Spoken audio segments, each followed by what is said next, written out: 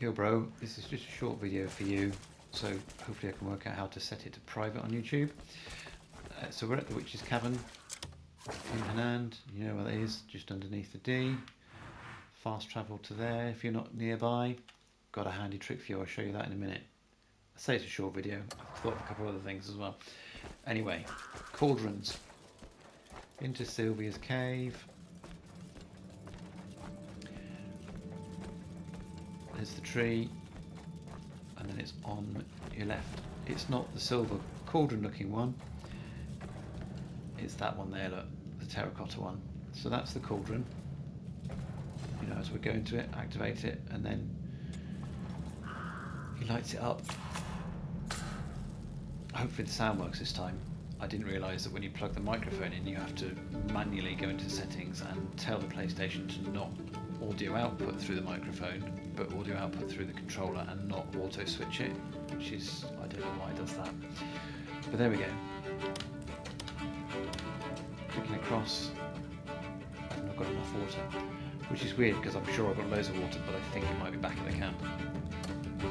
Anyway, on a similar note, if you're, I don't know what stage it unlocks if it's there already, but there's now a well in the camp. You might need to do the first expansion, or possibly even the second expansion, but apparently somewhere between here and Howling Hills, southwest of Hanand, there is a market stall tradesperson where you can buy a cauldron and then you can install it in Cliff's house, which is slightly separate from the main camp. You may not have even found it yet. It's near the teleport that you can unlock, that I did a video for. But anyway, once you've got his house active, I think it opens up quite early, but then you get a mission a bit later on to put a bed or a flower pot in it or something.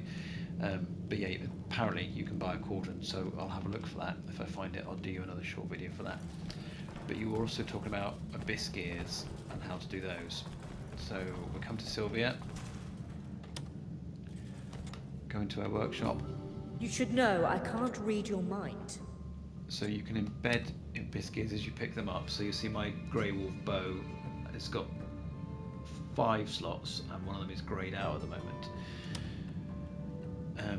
And not all abyss gears can be put on all equipment. Some are weapons only, some are armour only. That one can be, so I could add that. It does plus 4% damage to beasts. I'm going to put it on just to show you the process. So that's all. The greyed out ones you can't add to the bow because that was the item I selected. So that's handy, so it tells you which ones you can and can't add. Square to embed it. Oh, select it with X. It goes to the right of that column, and then square to embed it. She'll do a little sparkly dance, which we'll just skip. Then you'll get a menu pop up to say you want to confirm it, so you're adding that beast, abyss gear, beast bane. Confirm. That's it done. To take an abyss gear off. You should know I can't read your mind. Similar process. Find something you want to take. So that sword of the wolf, that first abyss gear, Ator's orb, I got off the two-handed sword Darkbringer, which is way up north in Payloon. Might do a video on how to find that at some point for you if you want. I don't use the two-handed sword. He carries it on his back because it looks cool, but I've taken the abyss gear off and put it on to this. So let's go back to the grey wolf bow. Stick to the same one, so select the one you want to extract an abyss gear from. Then select the abyss gear you want to extract, then square to extract it. She'll do a little sparkly dance. You get a menu to confirm you want to do that, and that's that abyss gear taken off it. You should know I can't read your mind. Is create a socket. So on this one, Darkbringer, it's got 5 slots. The left-hand one looks like an eye with a pupil in it. The 2 on the right have got crosses in them because they've not been activated yet. So let's go into that. So we want to create 2. So it marks them. It costs silver, 70 silver. Confirm. Do a little sparkly dance just to skip that, then confirm it again, and now that Have you found sword will what have you were seeking? extra spaces. So let's go back to embed abyss gear.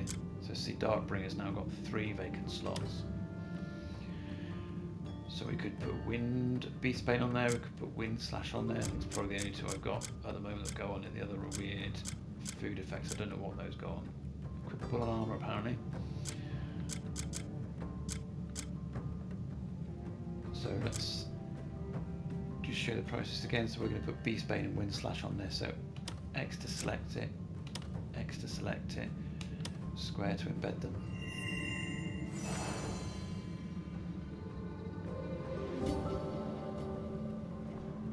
X to confirm you want to do it. There we go, so that's now got 4 abyss gears in it. Might keep that like that and give that a whirl and see what it's like. So that's how you add extract now add and extract abyss gears and create sockets. In truth, I must thank you. And we're done. Thanks, Sylvia. And then another little handy trick which you may or may not know is if we come back out of the cave to the fast travel point.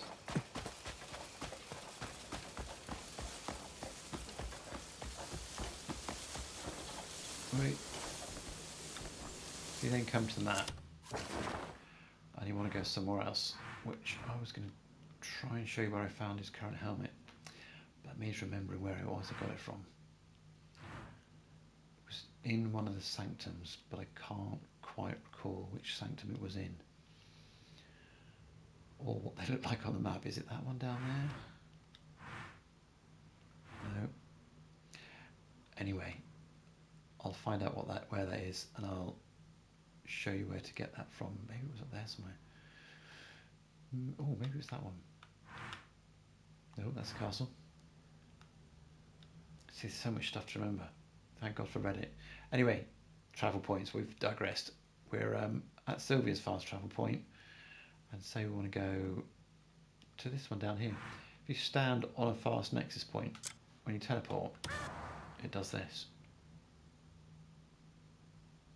You don't get the abyss sparkly walking through bit, and it seems to be much quicker. So if you're near a nexus point and you want to travel to somewhere that's also near a nexus point, travelling nexus point to nexus point is much quicker. Anyway, there we go. Let's pause that video and see if the sound has worked and I've not just got to redo it all again. And hopefully that's been useful.